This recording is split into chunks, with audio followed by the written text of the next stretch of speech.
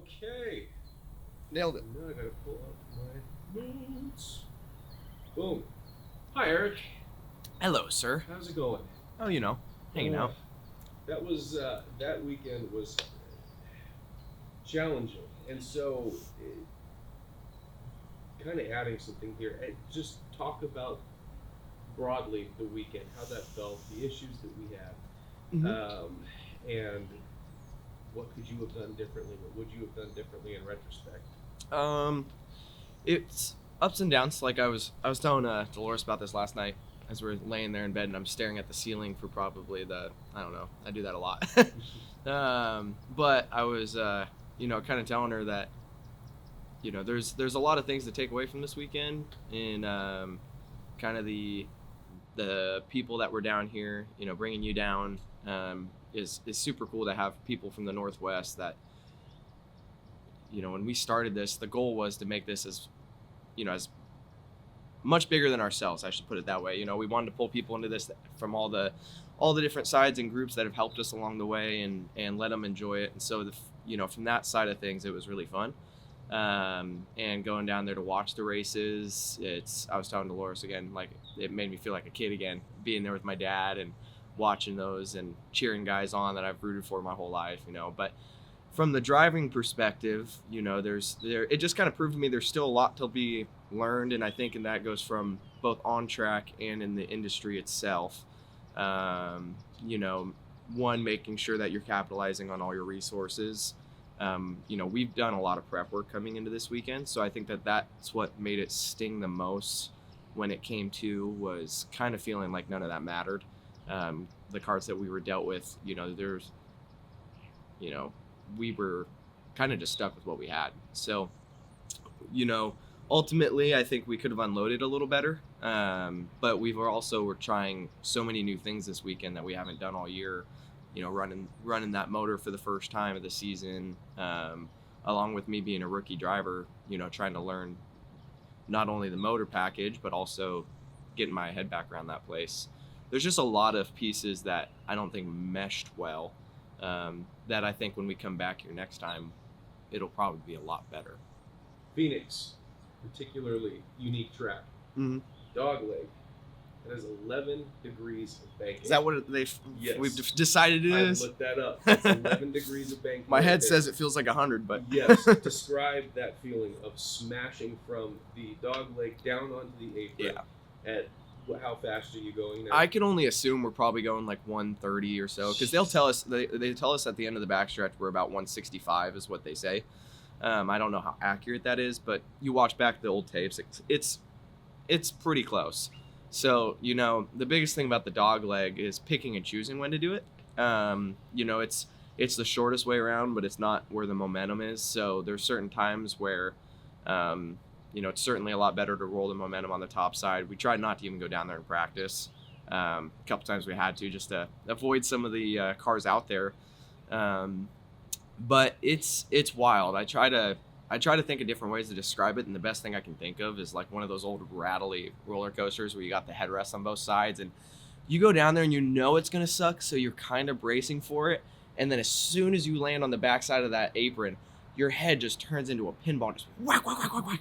And I mean, there was, I think I mentioned this to you, there was a couple times where in the race, the deeper you go into the dog leg, the more banking there is and the more aggressive that actual transition is. And there was a moment coming into there where I, for some reason, had to turn down really late. I think I was rolling right up on a guy at start finish, had to make the cut down. And at the last second, made that cut. And I swear I shut my eyes knowing how hard it was going to be. And as soon as I hit that apron, just boom, boom, boom. I mean, you feel it the next day. It is quite violent. And then the other thing is trying to get yourself back up to the wall into position for entry on the backside. It's wild. I think the hardest thing, I think we were talking about restarts, but the hardest thing to consider is what you can't see. That's the worst part about going down there, is you don't know what you're coming back up into. So you also kind of got to be mindful of who's out there and risk versus reward. I wanted you to expand more on the restarts, because having driven in the sim, it's scary enough. If you throw out with some AI cars, but watching the last year's championship race, Yeah. and the trucks and Xfinity, even ARCA, they fan out 6 wide. Yep. Are you just trusting your spotter at that point? Do you have any vision at all as you rejoin the track there? So, like, the best way I can think of to answer that, so, you know, on the restarts coming to them, I think the biggest thing is you're trying to set up for momentum, because it's all about carrying momentum through that. On the starts, whoever gets the best initial jump is the one who's going to be having the momentum to go under guys and, you know, kind of carry it through on entry. So really focusing on making sure you know what you got before you go green, making sure tires are clean and spinning them. And so doing a lot of kind of mock rolls down the back stretch, making sure everything's up to temp and all that. But as you're coming to the green, I'd say that's probably the place you have the most like anticipation trying to get rolling, because you know if you miss it by half a second, I mean, it's a big effect. So rolling to those starts, it's huge. And then once you actually get going, the spotter plays a big role. But once you fan out, I mean, you do have your little driver's side mirror, which I think is key to making sure you're not going to get yourself turned into the fence. Still happens to guys. But it's kind of like if you had to merge onto the freeway knowing it's full of cars and you didn't have any mirrors. You know what I mean? You just kind of have to hope and pray that people will leave you room. And I think all the other drivers out there kind of know that the guy next to him can't really see him. So it's a mutual respect. There's a mutual respect there, but there's also a lot of guys that are stepping on each other's toes. So it's kind of like one of those moments of like, not like, oh, go ahead and take it. It's more of like, oh, sorry, you know, like didn't see you.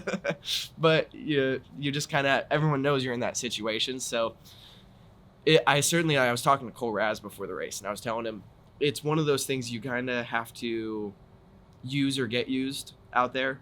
If you're not the one stepping on someone's toes, they're gonna step on yours. So, and he learned that the hard way on the last start. I think he fell from like 5th to 9th or something. He said he just got completely used up, and it's aggressive. It's hardcore. Spotter plays a big role in it, but I think a lot of it just comes down to what level of respect the guys have. And that's why I think it's the races go on. Typically, those first a couple restarts are pretty tame. And as the races go later and later into the run, they start to have more and more go wrong. It's not like, oh, you know, matter of chance it finally happened. I think it's drivers start going, I'm not going to leave you as much room this time, and pinch you a lot harder and get you a lot closer up to the wall. So, you know, it comes down to a matter of respect. A lot of what you've described is hard to learn where you started. Tell me about Baby Grands. Tell me about if you can take anything from Baby Grands to ARCA. Are there fundamental lessons you've learned, or are there tactics that you learned that you can translate? Yeah, I feel like the Baby Grands, you know, they helped me a lot when I went to late models, because they're short wheelbase, really reactive, way too much power for what they weigh. And, you know, at the end of the day, they're just a lot to hang on to. So when you're talking about like hustling the late model, you can learn a lot from those, because you're so on knife's edge. When you get in a late model, it feels like you kind of got a lot more to lean on just because of the width and the length of them. But when you get into an ARCA car, I think there's certainly a lot that can transfer too. So for me, I spent a lot of time in those Baby Grands underpowered compared to most. So even the first season when we went out and finally got the same motor that everyone had, I think we ended up, you know, technically winning 10 races. Only a handful of those were main events, but still, you know, 10 trophies through the year. And we were underpowered. So in order to do it, one of the guys I would talk to, my mentor at the time, Sean Jones, gave me a lot of advice on momentum driving. And that came big into you know, that was a big role in the ARCA stuff. When you're talking about running the spec motor versus the Ilmor, it's a big conversation, especially on these big tracks. And I think when we came out here in the spring, that played to my advantage a lot. I mean, I think we talked about racing, you know, Marco Andretti. That was my first experience full-time as a driver, chasing that guy around all race long, which is pretty nuts. And I think my dad still talks about it to this day every time somebody brings up Phoenix. But running behind him with a spec motor I was able to time runs just based off of my experience from the baby grands, I think, of timing runs and rolling momentum. And these cars work a lot different than a late model. The late models, you hustle a lot harder. These, if you try to hustle them, they more just lay over, flip you off, and say, no, I don't think so. Not going to do that today. And so you have to let them work and do what they're designed and wanting to do, or else they just will kind of lay over and it's too much for them.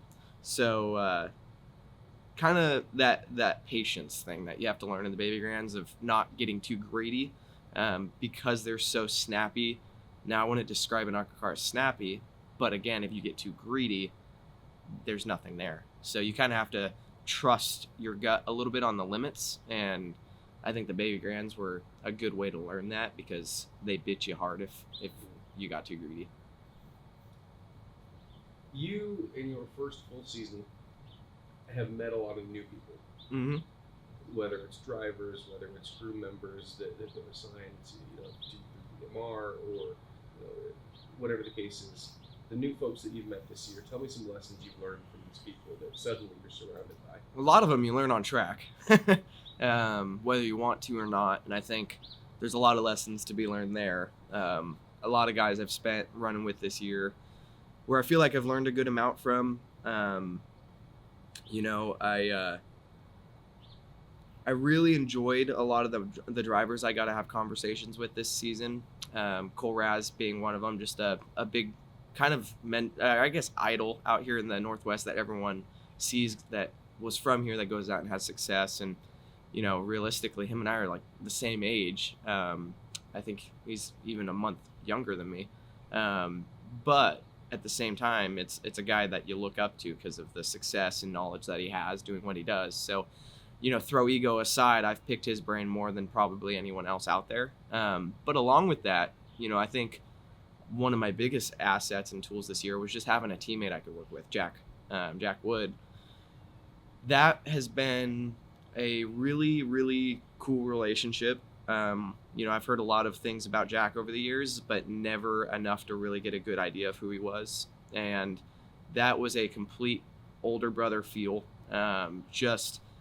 He's a great dude. Realistically, it taught me that you don't have to be an asshole to be out there and in the high ranks, but you got to be willing to turn that switch on when you get in the car. And he's pretty good at that. So a lot of time spent talking to him and comparing notes, and we've done sim work together, and and just a really good dude that was willing to take time to really have those conversations. And even after my worst days, he was probably the first one that'd get to me and be like, hey, don't be too hard on yourselves. What you're doing right now is pretty hard to do. So, he was from a distance had a really good idea of where my mind was at. He's been there before, and didn't want me to put too much pressure on myself. So as far as drivers go, that was really unique. And then other than that, it's just the personnel you meet in the tracks. And Chris Wright, the series director, I've had a lot of conversations with him, and nobody cares more about the sport than that guy.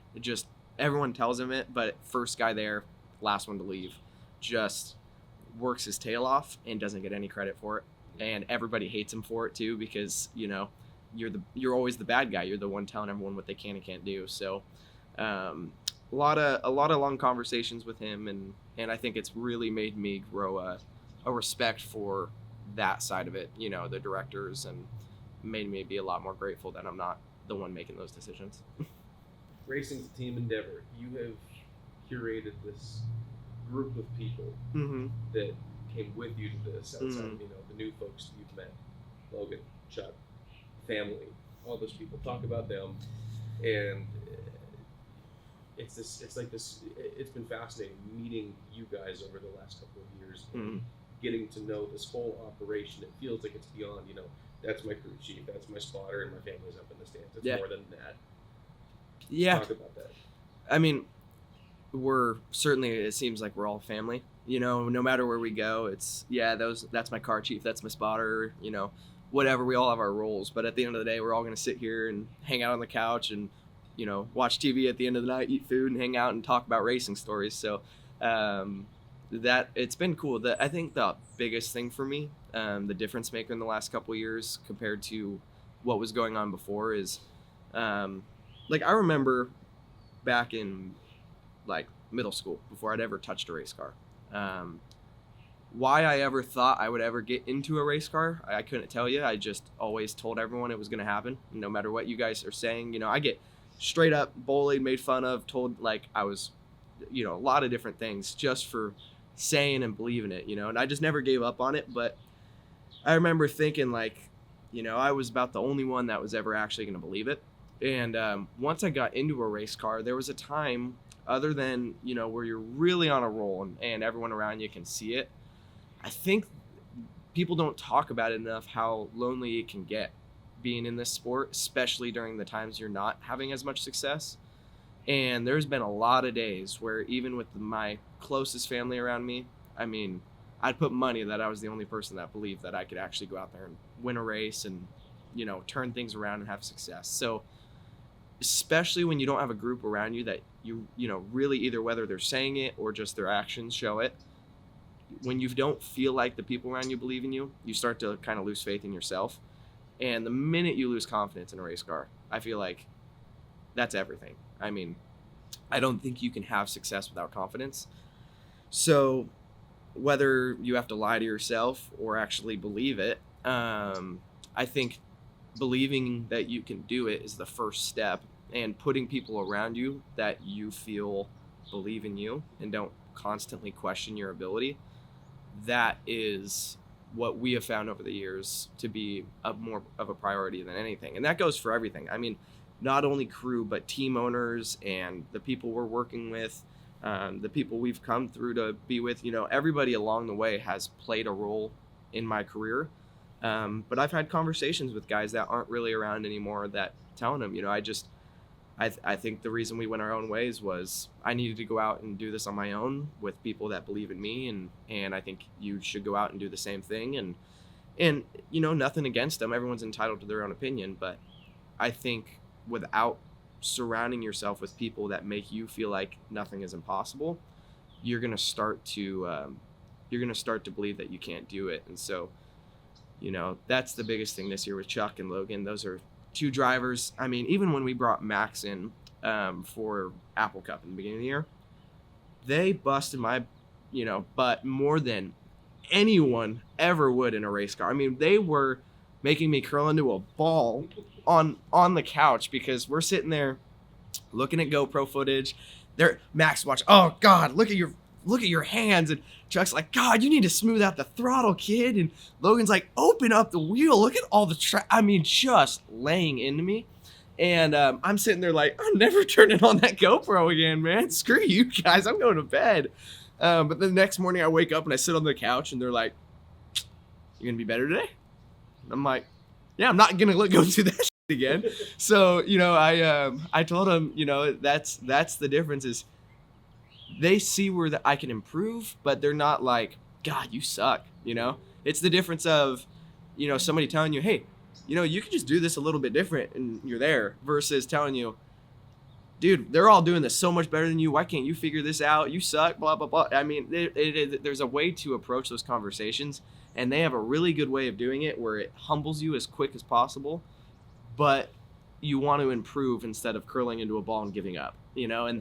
And so having those guys around, and they're all mentors. I mean, they've all had their own success out there. And I mean, you look at what Max is doing now, and even Logan in his, you know, just recent years, he's had good runs. And so they're all guys I know I should listen to.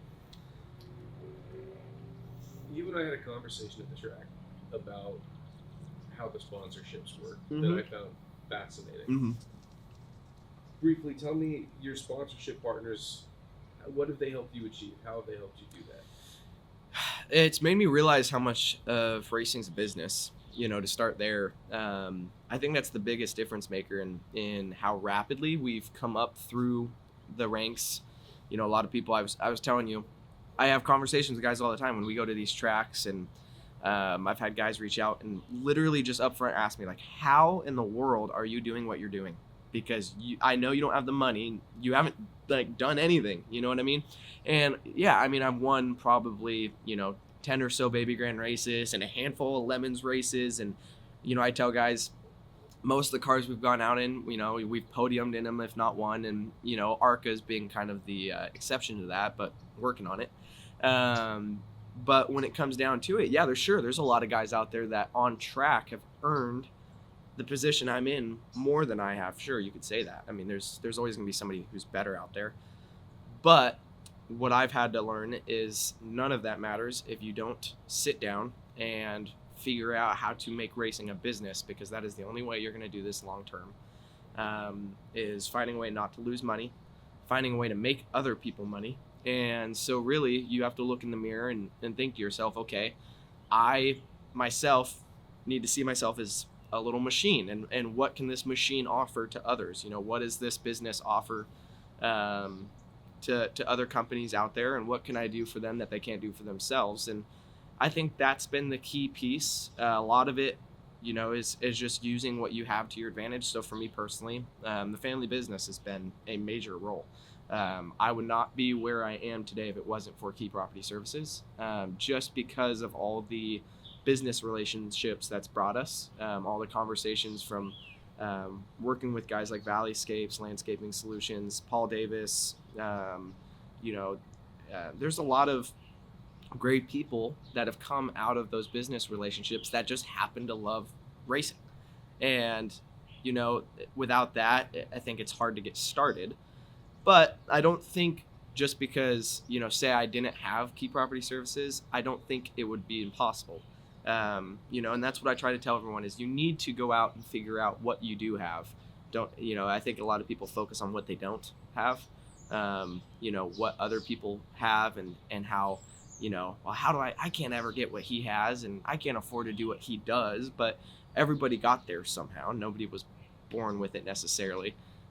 Sure, it's easier for other people, but I don't think it's impossible. So when it came down to it, I think the biggest thing was just finding how we can make other businesses money. And that's where Pacific Office Automation really came in strong for us. Was they were a major corporation where, we are fractional to them, minuscule, bottom of the food chain. But we have found out that, let's put it this way, we're the 43rd professional sports team that they race, or that they sponsor.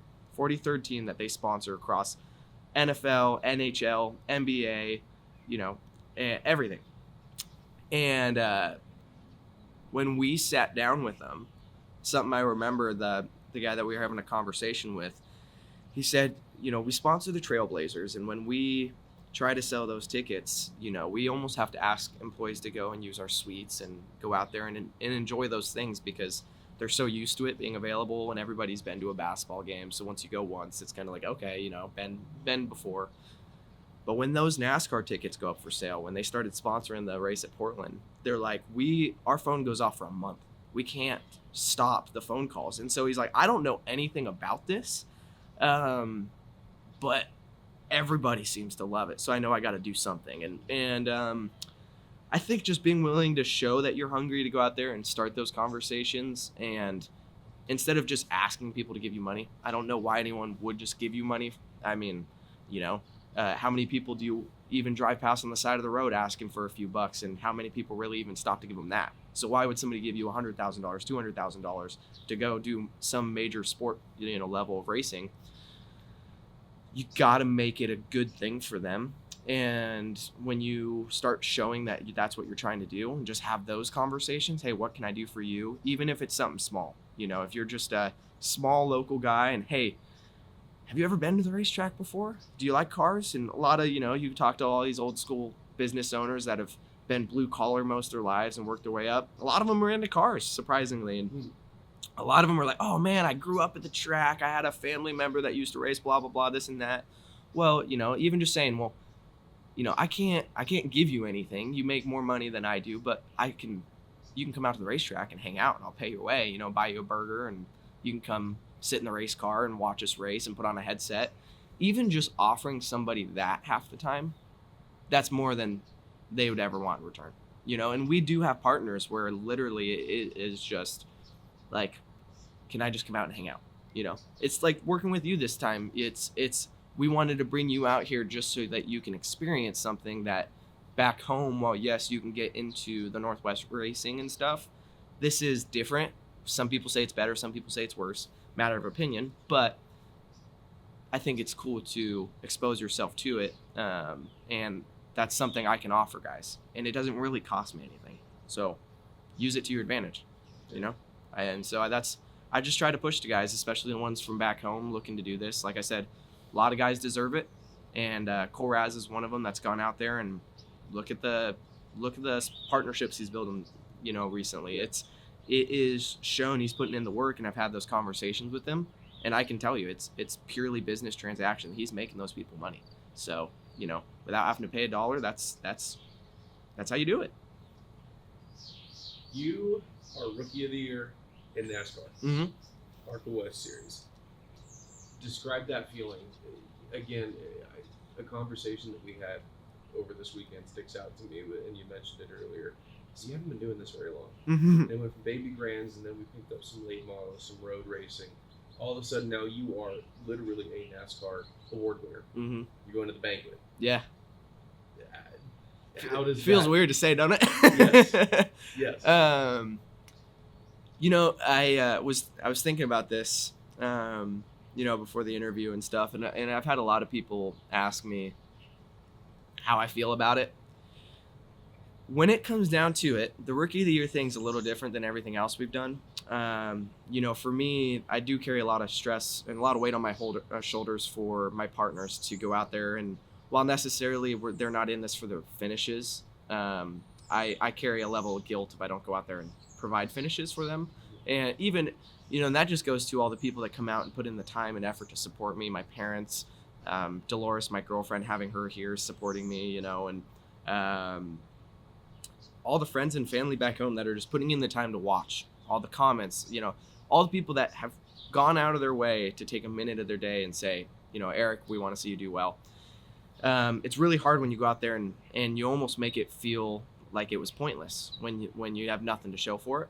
And so there's a level to it where I want to go out and show and prove to those people that their investment is worth it. But when it comes to the Rookie of the Year thing, it's completely different. And when I started this, it was never for anyone else. I mean, that's why back into my middle school days, like I said, people making fun of me for being into racing. I didn't care because I wasn't doing it to impress anyone, you know. I didn't spend 8 hours a day playing NASCAR 15 and NASCAR heat games because I wanted to look cool. Is because I was obsessed with it and I loved doing it.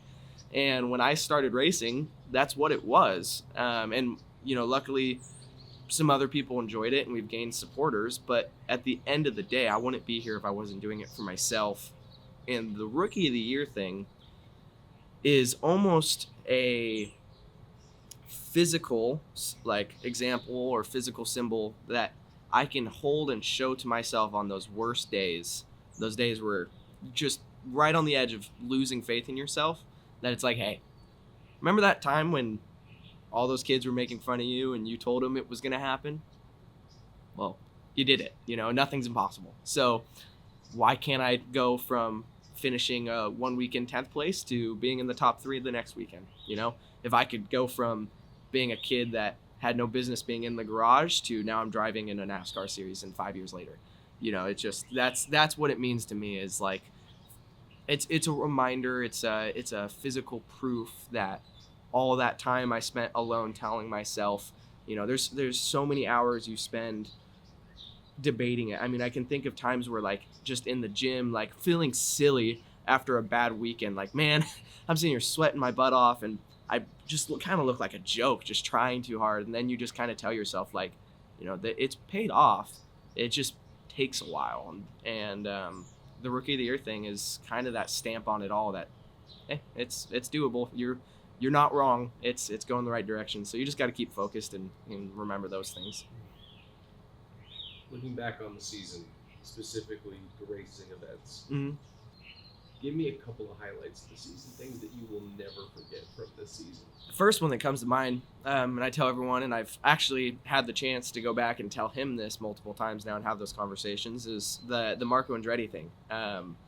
You know, Marco is obviously with the name as a very experienced driver, and he's had some success, and he's trying to cut his teeth in the NASCAR thing, which I can really respect, because when you have those conversations with him, he's a guy that was pretty well established in something else and said, to heck with what everyone else thinks. I'm doing this for me, and that looks like fun. I'm gonna go try that now. And came out here, and he's struggling because it's not easy to do, yet he's not giving up on it. And so when I got out there, and I remember at Phoenix just going down that back straightaway, seeing that name in front of me on the back windshield and watching it get closer lap after lap, and just like a kid with his tongue hanging out, chasing a donut. I just was like, come here, and felt like the Jaws music clicked on, and that was just a moment I'll never forget, battling with that guy and then getting out, telling him how much it meant, and I think it's something he remembers, which is kind of cool to say is since then he's recognized me, and we've had plenty of conversations about that. Other than that, I think there's a lot of significant hard moments this season that I will remember and learn the most from. I think that's the thing that a lot of people try to forget about. I have a lot of conversations with guys about, or even family members about, some of the harder races, and they're just like, forget it, just move on. It doesn't matter. It's whether it was the car or something that broke or people doing dumb things on track. That's people say it's just racing. Just move on. And I don't feel like you should move on as fast from those. I think there's a lot to be learned from your worst weekends. So I spend a lot of time quietly thinking about those things, just because I think a lot of people tell you it's the wrong thing to do, spending the majority of your time thinking about the negative times. But I think when you're trying to learn as fast as we are, you just have to lose any ego that you have and swallow your pride and realize you are imperfect, to a high extent, and the only way to improve is by learning what you did wrong and then going out in there and fixing it. So I certainly think the first Kern race we had was very humbling, and a moment where I realized I was behind compared to a lot of these guys, especially on the big half-mile ovals where you don't have the aero downforce like Phoenix, but you don't have the, but you're going fast enough where the mechanical grip really matters compared to some of these other short tracks. That was a learning curve for me. Irwindale, big learning curve for me. Tri-Cities was a triumph. One of the biggest moments I remember this season, going out there and going top of the board against guys like Greg Biffle and all the, the West guys that were out there competing for a championship, Tyler Rife, Shawnee Irani. When we went top of the board in that practice, I was high on life, because that was finally another one of those moments where I'm like, see, you weren't wrong. All those moments where you were down on yourself, thinking about like all the things you can do better, and you came out here after Irwindale and after Kern, put it all together, boom, there you go, there's the proof. And nobody can take that away from you.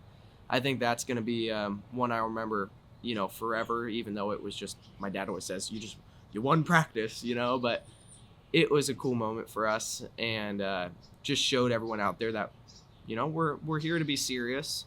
And other than that, I think just Sonoma was the biggest one, for our family. Doing the short film we did on that, I think really showed the depth of what it means to go there for us. It's never going to be just a racetrack, no matter what they do at that place. And yeah, that was one we needed to have a good run at. And I've had people since then be like, man, why'd you celebrate a 7th place like it was a win? And I tell those people all the time, I'm like, I literally had one of the head marketing guys at BMR say that to me at the next race. He said, don't act so much like a 7th place is a win. And I told him, I said, don't say that to me if you don't know what it meant, because if you really knew what that meant to us, that was a triumph and a half to go through what we did that day and finish where we did. For my family, especially for the year before, it was such a big deal for us to go to that place, and nothing went our way the first time. And I think we finished dead last the first race there because of the mechanical issues we had, and we were out of the race halfway through. I just felt cheated. I felt like we were cheated out of it. I was probably never going to get the chance again, and to go back there and finally put the stamp on it and get the day that we were hoping for. That goes beyond me. That's for my family and, especially my dad, just the memories that, that will stay with him forever. And that'll be a memory that I'll get to share with him for the rest of my life, that you can't replace that. No. I'm glad you brought him up. Talk about your dad. Everyone loves my dad. I love your dad. Your dad's awesome. I love my dad too. I'd just be lying, if I ever want to race, I think the first person I'd have to thank is my mom, and because when it comes down to it, she's the one that's being put through this that doesn't necessarily love racing and yet has to go through all the same pains and joys that we do being racers. So I think that it's been harder on her than anything. But for my dad, to a point, it's like the exact opposite. He's so optimistic about everything, even the worst days, because God, he's been dreaming about doing this since he could think. Never in a million years did he think he would, be a part of, first of all, a kid's life that would be racing at all. But then to go to this level, it's just, I think it's more than he ever thought it would be. And I love getting to share that with him. So yeah, at the end of the day, when I started racing, it was because of him and because of the passion he had. I tell people one of my greatest memories with him is the countless hours I have sitting on our couch, whether I wanted to at the time or not, or if it was him telling me I had to, popping in the old VHS tapes from Portland, looking, there's me right there, and it's his wife holding up the shaky camera from following him around at Portland Speedway, and me thinking to myself, damn, that looks pretty cool. And that was just the street stocks, and then watching the film from guys like Greg Biffle and seeing their success. I think that was like the first time I kind of had a little bit of that envious feeling where I was like, I want to do that, and I want to know what that's like to go out there and beat all these other guys. And I don't know what you want to call that. I don't know if it's because I don't feel like I got a big ego until it comes to wanting to go do those things, and then I'm like, yeah, I want to go do those things and prove it to myself that I can. But my dad is the one that kind of ignited that spark, and I've never had it with anything else. We've tried everything, and trust me, he wanted me to play football so bad. I played. I mean, I was their hitting dummy for years. It was bad. I mean, I still have a guy that reaches out to me this day that I remember was a junior and I was a freshman. And I literally almost cried to my parents not wanting to go to practice because I knew exactly what they were going to do, line me up and let this kid pummel me, what I thought was almost a death. And we tried every sport, like I said, ended up just not being for me. Some I had success in, some, I never should have been out there to begin with. But when we started this racing thing, from the jump, it was like, this might work out. And he's just been there for everything. He's the only one I can say that to, and like I said, I love my mom to death, but she even herself has to almost take tolerance breaks on this because it's just too much for her sometimes. And, he's even when the very rare times he's not there, my phone is never dull for a minute because he's texting me, sending updates, calling, asking how it's going, and watching from afar. And he's just as in it as I am, and in more ways much more invested. So it's hard to. That's where I tell people it's hard to claim all the fame when how could I have done this without people like him. I like it. So thank you, Eric. Yeah. Appreciate it. Yeah, fun time. Let's pack up and get the hell out of here. Yes, sir. Oh, thank you for taking out some extra time to do that. Oh man, happy to.